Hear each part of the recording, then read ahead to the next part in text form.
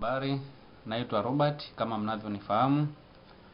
Leo nimekuja na swala moja la mtazamo chanya. Swala la mtazamo chanya. Mtazamo chanya nitaliongelea katika swala zima la kujikomboa kifikra. Naposema kujikomboa kifikra ni kuwa na mtazamo chanya.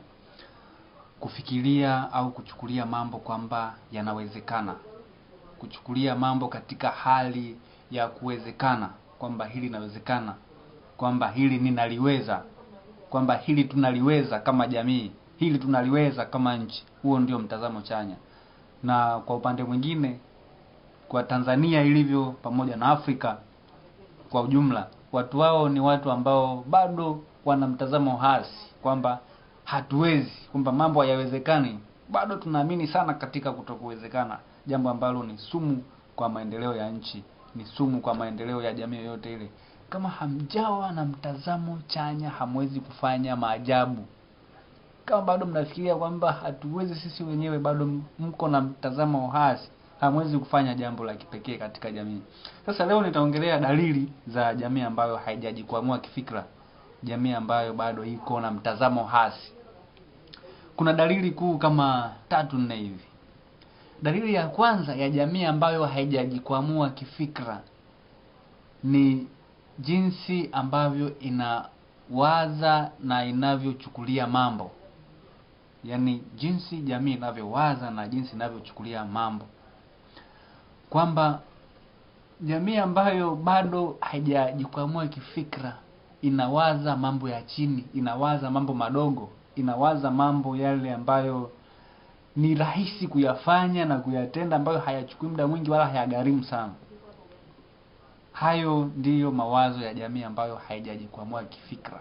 Inawaza mambo ya chini, inafikiria mambo ya chini, ina mtazamo kwamba mambo yanayowezekana ni yale madogo madogo tu, ambayo kama nilivyoeleza kwamba hayagharimu muda sana, hayana gharama wala hayahitaji teknolojia sana kuyafanya, na kwamba yale mambo makubwa, yale magumu ambayo yanahitaji muda na gharama, yanahitaji utaalamu mwingi, kwamba hayawezekani.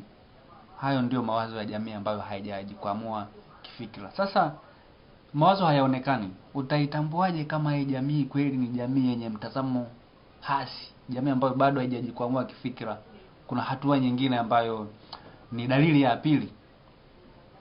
Dalili ya pili kwa jamii ambayo haijajikwamua kifikra inaonekana katika mambo ambayo watu wake wanajishughulisha nayo.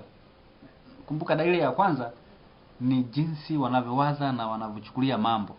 Lakini dalili ya pili ni mambo wanayojishughulisha nayo, mambo wanayofanya. Kwa jamii ambayo bado haijajikwamua kifikra, inajishughulisha na mambo madogo madogo, mambo yale ya rahisi.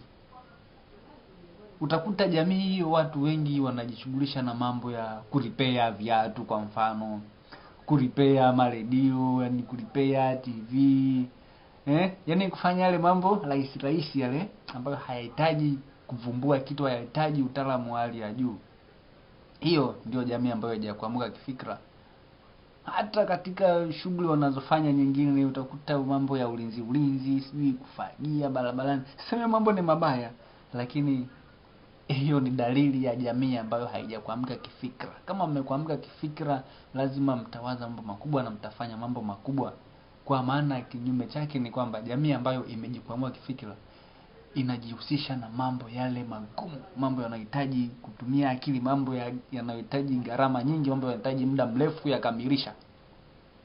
Hiyo ndio jamii ambayo imejikwamua kifikra. Ni jamii ya watu ambao wanawaza kuvumbua vitu vipya, kutengeneza mambo ambayo hayapo. Tofauti na jamii ambayo haijajikwamua kifikra, yenyewe inataka yale mambo ambayo yapo ndio ijishughulishe nayo, yale waliogundua wengine ndio ijishughulishe nayo, kulipea viatu, sijui kufanya nini. Hiyo ni jamii ya watu ambao hawajajikwamua kifikra. Kwa hiyo jinsi wanavyowaza, mambo wanayojishughulisha nayo, hiyo inakuonyesha jamii hii imejikwamua kifikra au bado haijajikwamua kifikra.